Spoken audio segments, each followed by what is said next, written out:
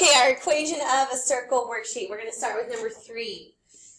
We know that the equation of a circle is x minus h squared plus y minus k squared equals r squared, where h, k is the center of our circle, and r is, of course, the radius. So we're just doing x minus the x value of our center, y minus the y value of our center, and then we're squaring the radius. So we're subtracting and squaring. That's what we're doing.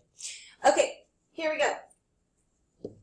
X minus the x value squared plus y minus the y value squared equals, handy dandy calculator to the rescue, 4.4 squared. All right, we're going to clean it up a little bit. X minus 0 squared is just x squared, and then the rest I'm not going to touch. We are not solving anything. We are just writing the equation of a circle. We are just plugging the correct things in. Just put them in the right spot, and you're golden to that equation. All right, number 6, graph the circle with the given equation. What do you need to graph a circle? You need a center, and you need to know how far away to go from the center. So you need a radius. You need a center, and you need a radius. The center is 5, 2. The radius is 5. Ask me a question about that. The center is 5, 2. Where did I get it? You do the opposite of those signs. And the radius is 5. Do you see where I'm grabbing these values? So now I just plot it. That's my center. And then I go 5 away. 1, 2, 3, 4, 5. You can get a compass out and you can draw a circle right then. Or you can give yourself a few more points. Definition of a circle is the collection of points equidistant from the radius. Woohoo! Number 9, write the equation of a circle with center and a point lies on the circle. This is a little bit different. I didn't give you a center and a radius. I gave you a center and a point somewhere on the circle. To write the equation, you need a center, check, and you need a radius. On 9 and 10, we don't have a radius, so we need to find the radius.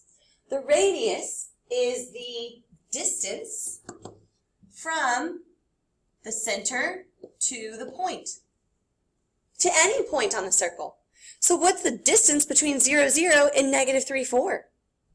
What's the distance between 0, 0 and negative 3, 4?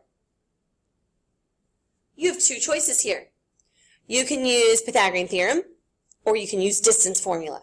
If you plot it on a graph, you can use Pythagorean theorem. You're going to need to find delta x and find delta y. You're going to need to find it yourself if it's not as obvious as it is on this one.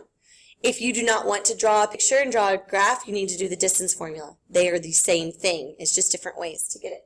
So we know that that's a 3, 4, 5 triangle, so now we have a radius. So it's 0, 0. So it's just x squared plus y squared equals 25.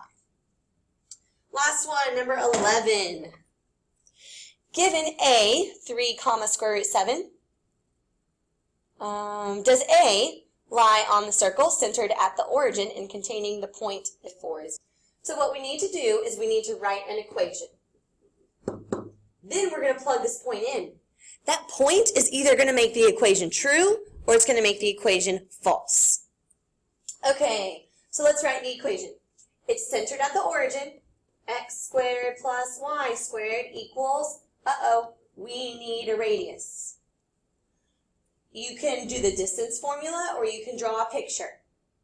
Oh, well, this one's easy. It contains the point negative 4, 0. So what's the radius? What's the radius? 4. So 4 squared, 16. Now we're going to plug this in. Ready? 3 gets plugged in for x. 3 squared is 9. Square root of 7 gets plugged in for y. Square root of 7 squared is 7. Is that true or false? It's true. So the answer is yes. It does. Does A lie on the circle? Yes. A lies on the circle because it made the equation true. Number 12, you're going to get no because when you plug it in, it makes the equation false.